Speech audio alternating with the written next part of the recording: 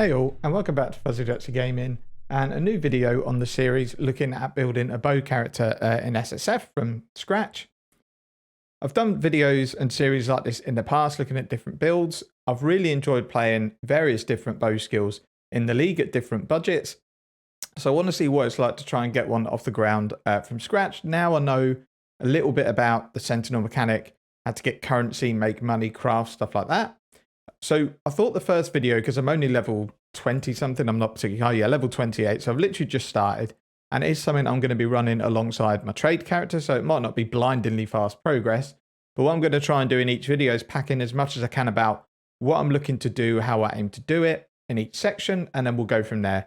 I'm not going to cover leveling because it's just leveling the character. It's SSF, doesn't have to be quick. It's fairly simple. I will put a level in POB in the description if people wanted to level a bow character in SSF. It's just a warning. The way I do it is pretty much all DPS. So you're very rarely going to get above sort of 2k life by the time you get through the campaign. So it can be a little bit squishy to start with, but it's the easiest way to get through the campaign without worrying about like bullet sponge bosses and stuff like that. So in terms of SSF, the way I start an SSF character is the first thing I really want to do is try and look into the future to see what I'm going to need on the character to get it functional at red maps. And A, is this something I think I can achieve in a realistic amount of time? And B, is it something I can be bothered to do? Because it's all well and good looking at something like, oh, I need to farm X amount of this to get this. But then when you get to play the character and you just can't bring yourself to grind maybe 2 or 3 days of the same content to try and get one specific item, then that's something that you need to look at. Luckily for bow builds, it's fairly simple and you don't really need anything to get it functioning other than, you know, a 6 link and a 5 link. So the list for this build is as follows. Obviously, the main thing is getting some sort of 6 link, whether that's a bow or a chest, and then a 5 link, either bow or chest to go along with it to slot in a ballista totem setup so we can supplement single target DPS. In terms of quiver, I want to build a prod speed quiver with essences because we're going to be taking nodes on the tree that change prod speed into damage. Essences are the best way to do that. So essences are going to be on my list for lots of things, really. They're probably going to be the way that I craft a bow. They're definitely going to be a way that I craft a quiver. You can also do ailment immune boots. There's loads of stuff you can do with essences. So these are 100% going to be the first things that I take on the tree. In a perfect world, I'd have something like Gale Sight or Interrogation to get brittle, but in SSF, yeah, you could probably target it at some point, but you need a character good enough to be able to do that. So at the moment, I'm just going to be looking at building accuracy, kind of abusing this node here, precise technique, and then we'll just take loads of flat damage. That's probably the way I'm going to look to build the character up from scratch and then transition into a crit variant. And then if I can get the gear, transition into like a brittle variant.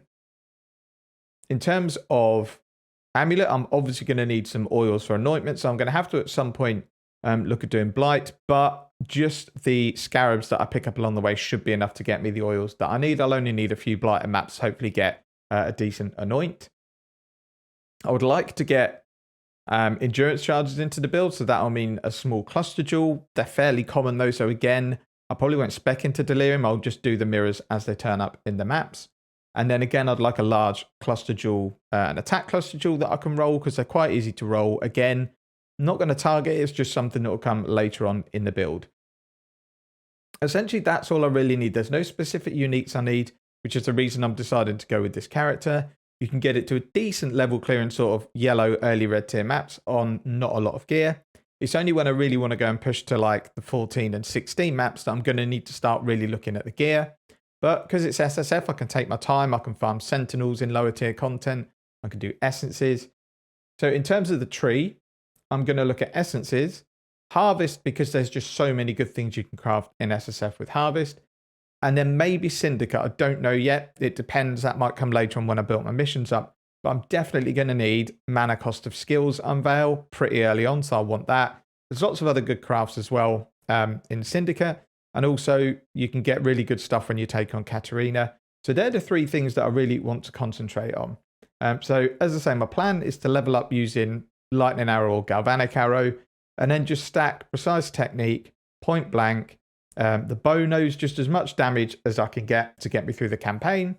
Hopefully comfortably on a 5 link clearing like mid tier yellow maps, and then I can just farm to my heart's content getting the gear that I'm looking for.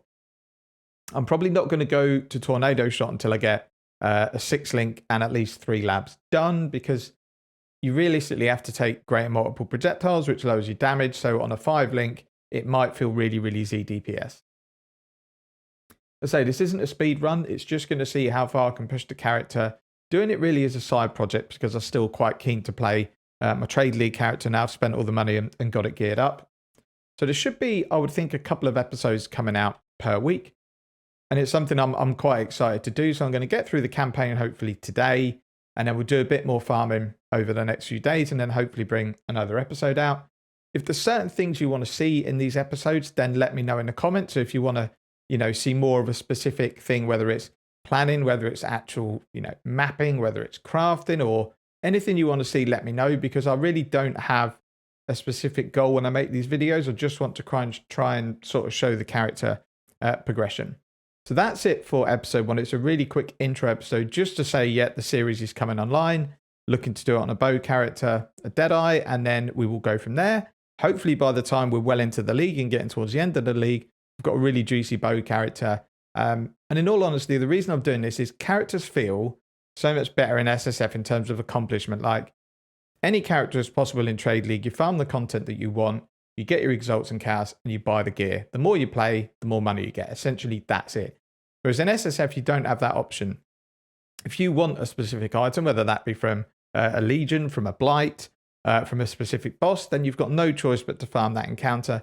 And that's why it feels really good when you get a character together and you get it maybe killing some endgame bosses like Uber, the Maven, stuff like that. It feels 100 times more of an achievement than when you do it in Trade League. The one caveat I will say is that it takes time in SSF. So where a character in Trade you might get built in, say, 24 hours playtime, in SSF it might take you 10 days to get that same gear on the character, or you might not be able to get the gear on the character, which is why it's really important to get some sort of checklist down at the beginning so you can see what you need, is it feasible, and in the time I'm going to play, am I realistically going to be able to get this character up and running. That's it for this video. Hope you follow along with the series. If it is stuff you like seeing, please leave a like and subscribe. It massively helps. And then I'll see you in the next episode.